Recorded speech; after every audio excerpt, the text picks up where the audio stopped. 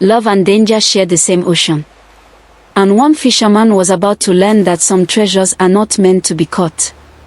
The village slept beside the breathing sea. Waves roared. Sounds whispered.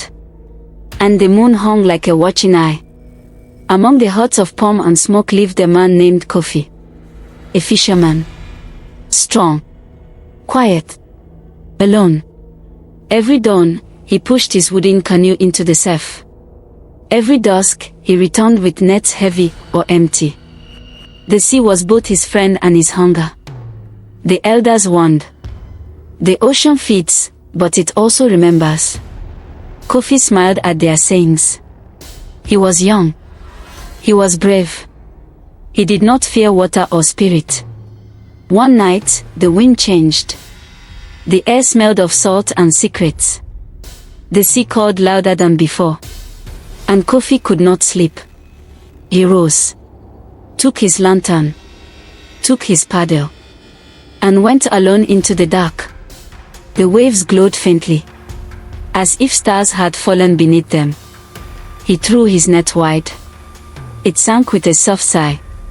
Then, a voice, low, sweet, rising from the deep, a song without words. Yet it spoke to his bones, to his blood. Kofi froze. His hands trembled on the net rope. From beneath the rippling water, a shape moved. Silver, smooth, alive. The water parted, and she rose. A woman from the waist up, skin pale like moonlight on shells, hair dark and flowing like seaweed. Eyes green as the lagoon at dawn. Below her waist, a tail. Scales glittering blue and silver. Kofi gasped. His lantern shook. The mermaid smiled. Not cruelly. Not kindly. Simply knowing. Why do you fish so late, man of earth? Her voice was the sea in human sound. Kofi could not answer. His mouth was dry as sand. Do you seek gold? She asked. Or do you seek what hides beneath loneliness? He whispered, fish. The mermaid laughed softly.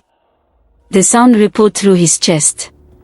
You will find none tonight, she said. Only me. Then she sank back. Gone. Only circles of water remained. Kofi stared at the waves until dawn. He returned to shore empty-handed. But his heart was full of something strange. For days he could not walk. He saw her face in every wave. He heard her song in every breeze. The villagers noticed. Leave the sea at night, they warned. She tests men's hearts. Kofi nodded. But the pull grew stronger. The next moonless night, he returned. This time she was waiting. She rose slowly, smiling.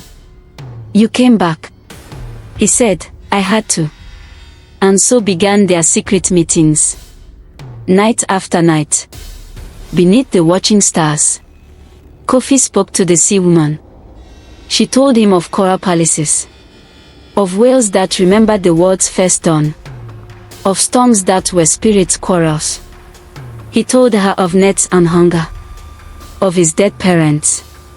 Of the ache of living alone. They were two words speaking through waves. One night, she touched his hand. Cold. Soft. Real. The sea shimmered around them. Kofi, she whispered. Would you follow me below? He hesitated. My lungs are not like yours. Then learn, she smiled. The sea can teach. She pressed her lips to his. Salt burned his mouth. Then breath. Then stillness. When he opened his eyes, they were beneath the surface, floating in blue fire. He could breathe. He could see gardens of light. Fish shimmered past like living jewels. The mermaid led him deeper. He felt no fear. There were halls of pearl. Music that hummed from the stones. Creatures that bowed to her passing. Who are you? He asked. I am Adisa, she said. Keeper of the tide. He looked around in awe. This is your world? It is, she said softly. But you cannot stay long. Kofi frowned. Why show me this then? So you remember, she said. So you know there is more than hunger and nets. When he returned to the surface, the night had ended. Days had passed. He lay on the sand, dazed, alive. The villagers found him. They feared. They whispered. He has spoken with spirits. He has lost his soul. But Kofi smiled only at the horizon. Every night he returned. Every dawn he woke changed. His eyes shone like sea glass. His skin smelled of salt. Fish leapt into his nets without struggle. The people began to fear him. Yet they envied him too. One day, the chief's daughter fell sick. No healer could save her. Kofi went to the shore. He called the mermaid. The water stirred. She rose, sorrow in her eyes. I cannot heal what is bound to land, she said. But I can trade. Trade. Your life for hers. Kofi hesitated. The girl's cries echoed from the huts. Take me, he said. The mermaid touched his face. Think, fisherman. Once you choose, the sea keeps you. He nodded. I have already been yours since the first song.